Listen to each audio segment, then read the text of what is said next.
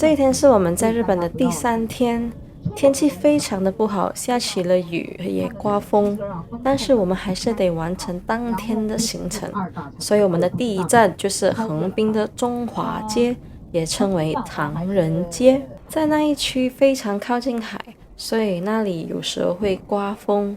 当天又下雨又刮风，我们看到路人的雨伞几乎都快不行了。等下让你们看看那里的风和雨有多大。这里就是横滨中华街，这一整条街大部分都是中华料理餐厅或者是商店。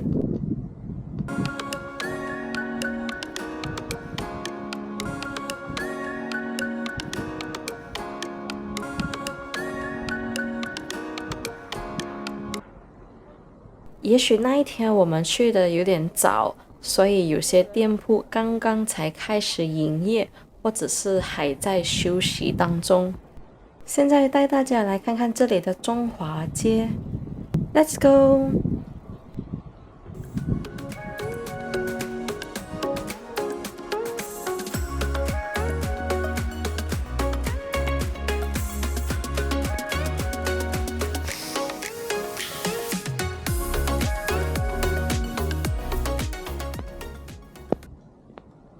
来看看那个时候的风有多大。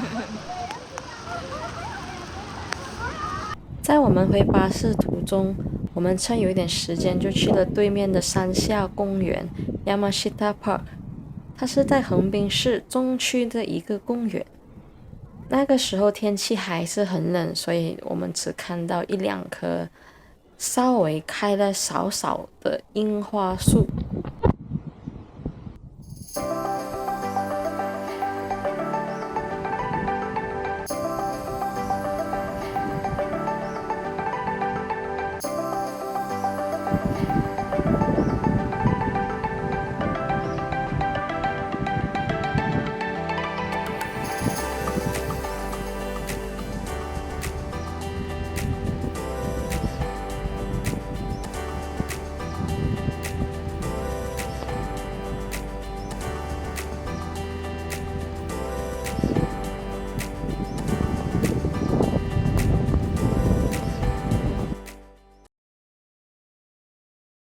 接下来我们会去我们的午餐的地方，就是在 Hotel Clad 里的 Dining Hanagoromo。导游说在那里可以一面吃一面欣赏富士山，但是由于那时候的天气真的不好，太多雾，所以应该是看不到富士山。这里就是 Hotel Clad， 它的大厅真的很美。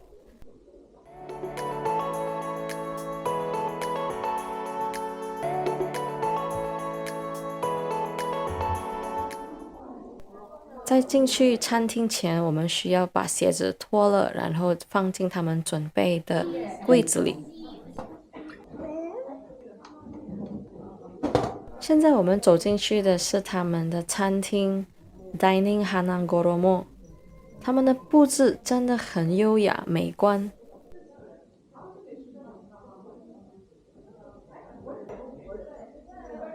我们用餐的方向刚刚好在窗边，也是富士山的位置。但是那个时候由于雾太大了，我们真的没有看到富士山。但是不要紧，视觉和环境都很好。他们的食物也很美味，在那么美和舒适的环境用餐，真的感觉非常棒。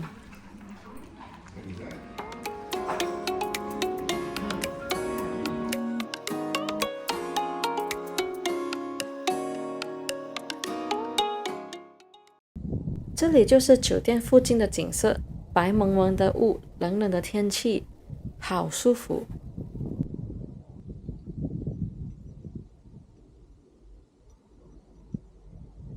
吃完了丰盛的午餐后，我们也继续我们的旅程。下一个目的地就是箱根的平和公园。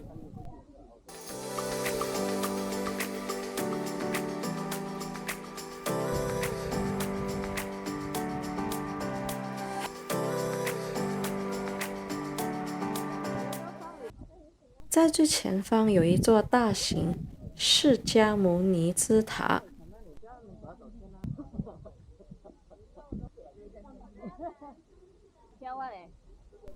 这个公园有各种四季植物、花卉和松树。由于过了冬天，但是天气还是冷冷的，所以有些植物，包括樱花树都还没有开。这一座就是大钟，我们可以拍照留念。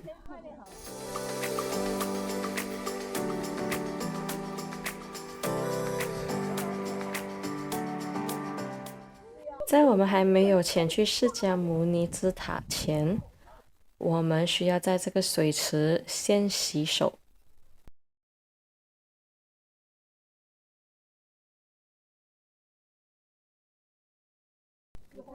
这个就是小钟，我们可以投入100yen，然后敲小钟。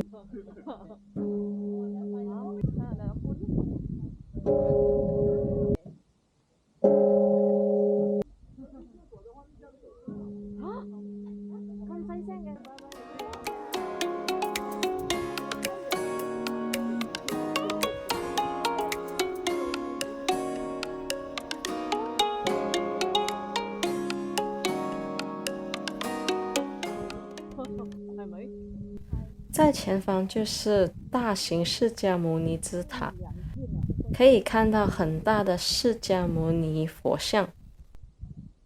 据说里面还供奉一颗来自印度总理送给日本的佛祖舍利子。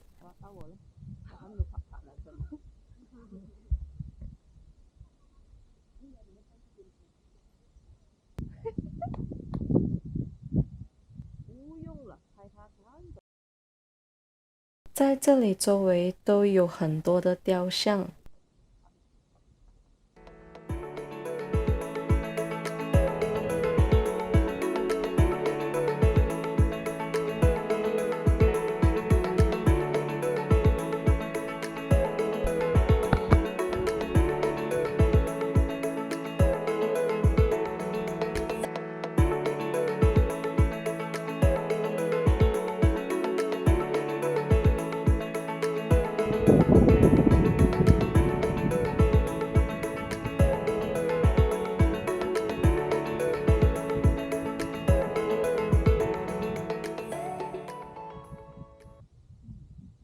这个就是刚刚说的大钟亭，这里的景色白白的、蒙蒙的，很适合拍照。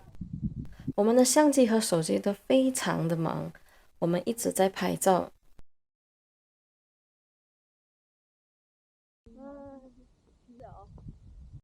这里也还有一座观音像。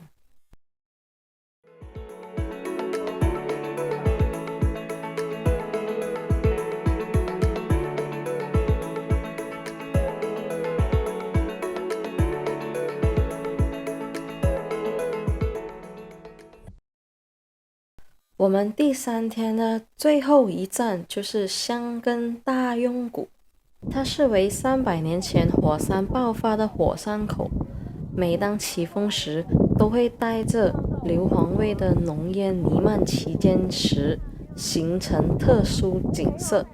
黑鸡蛋是大涌谷的特色，我们当然不会错过和黑鸡蛋一起合照。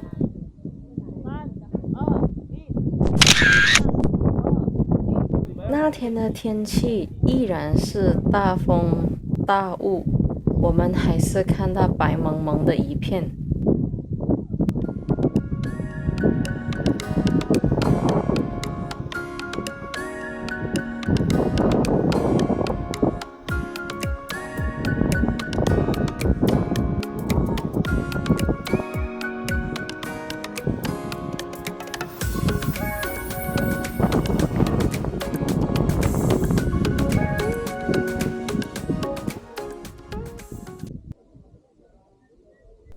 由于风太大，我们躲进了纪念品专卖店，买一些纪念品和手信。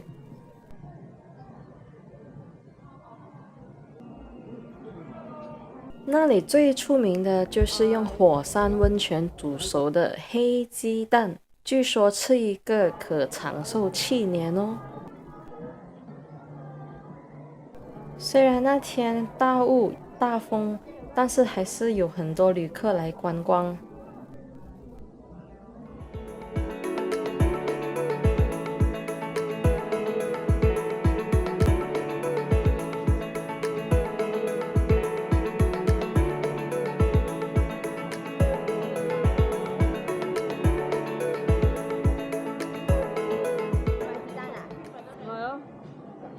当我们走向巴士的时候，突然有一阵大风把火山那里的雾吹散了。我们可以看到火山那里的情况，真的太幸运了。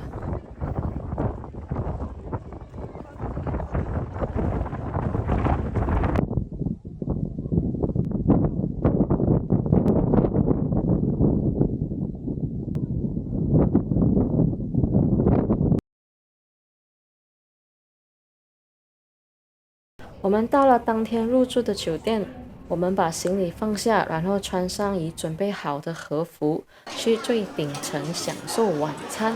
在那里还可以看到富士山哦，那里的食物也不错，一面吃一面看富士山，真的是非常享受。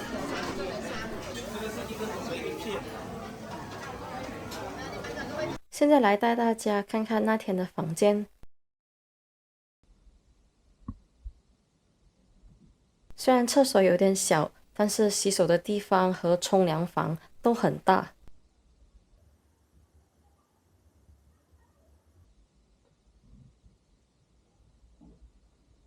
浴缸可以容纳大概3到4个人。另一边是睡房，是榻榻米式，地方也蛮大，感觉不错。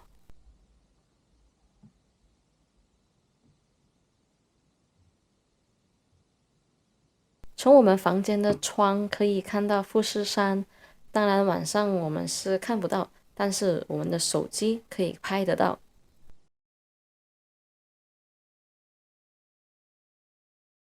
那天是我们在日本的第4天，那天的天气非常的好，是晴天，太幸运了。我们很早就起床准备，然后和富士山拍了很多照片。那天可以非常清晰的看到富士山。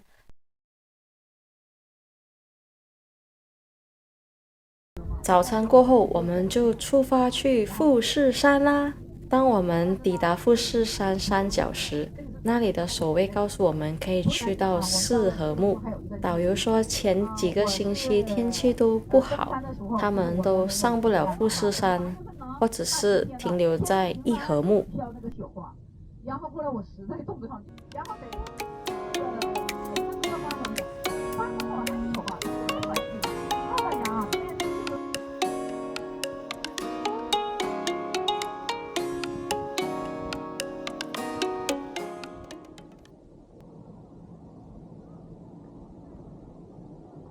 当天的我们非常的幸运，可以抵达四合目大泽展望台。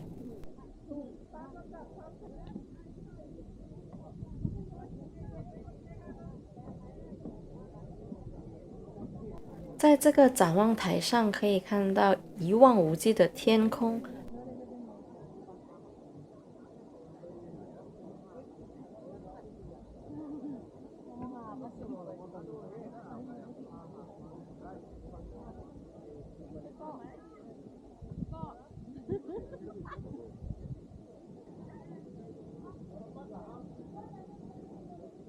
这里的风景那么美，当然我们要拍照留念啦。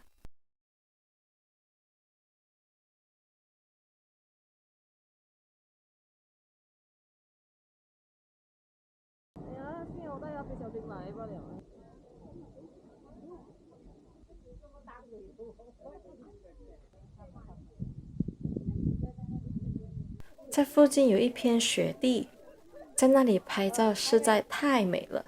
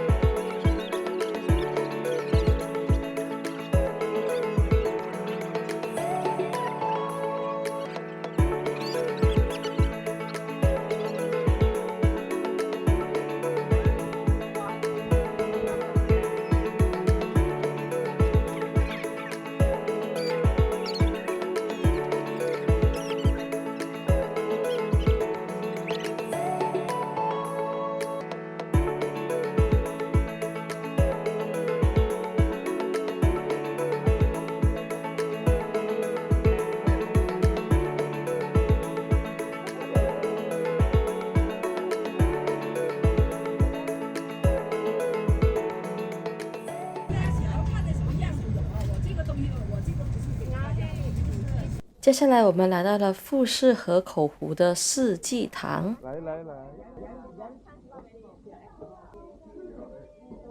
我们要去抹茶体验，在这里还可以买一些手信哦。这位就是我们这次抹茶体验的老师佐藤老师。老师介绍后面的卷子，每天都送来好日子，每天都过好日子。老师先让我们吃桌上的小糕点，是一个甜的豆粉小年糕。因为抹茶是苦的，所以吃了小年糕后再喝抹茶就不会那么苦了。然后我们拿起茶刷，将大拇指按在线上，然后2个手指支撑它，把热水倒入茶碗里，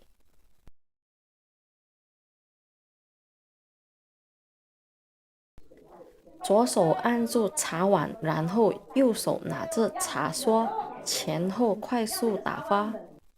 老师说，如果打得好，就不会那么苦了。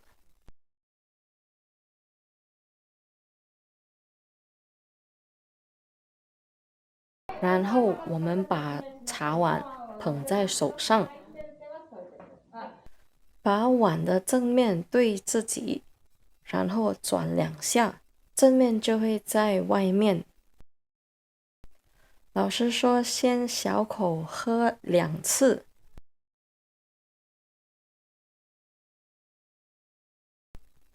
然后第3口就全喝，要发出喝的声音，这样子就是代表好喝。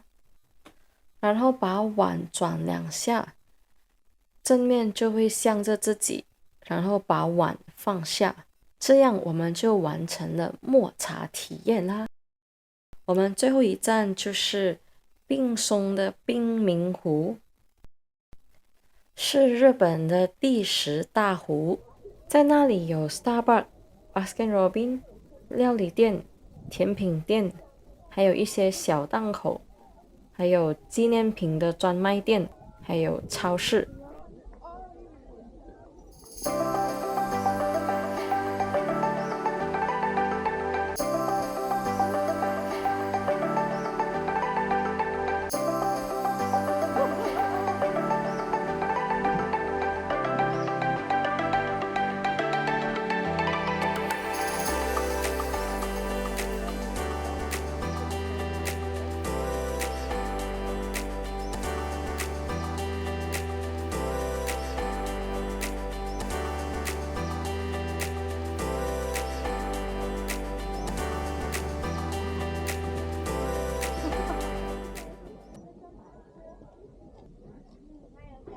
我们想要尝试这一款冰淇淋，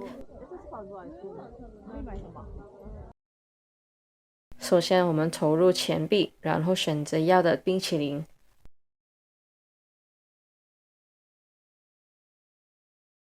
工作人员就会依照单上准备。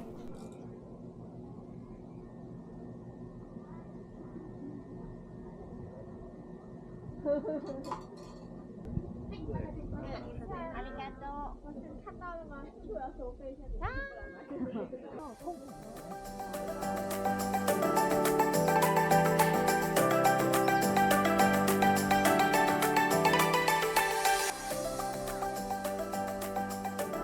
这里的湖真的很大，像是围绕着整片草原。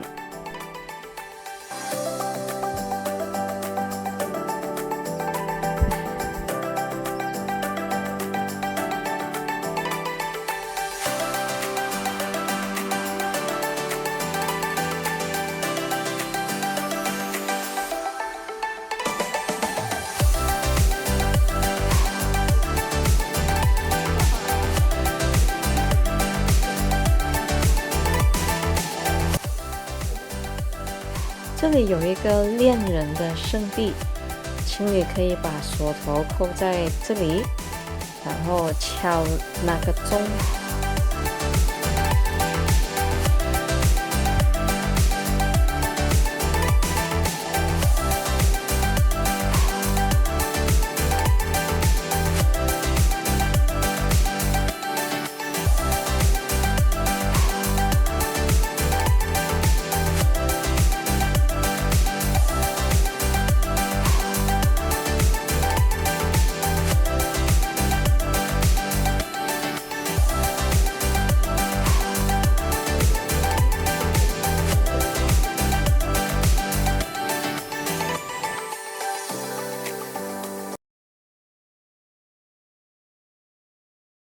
我们第4晚的酒店晚餐都很丰盛，也很美味。晚餐过后，我们去到附近的滨松城。滨松城是位于日本金刚县滨松市中央区的城堡。那座城堡真的很壮观，附近有一个小湖，布置了很多的灯饰，很漂亮。我们就在那里打卡拍照。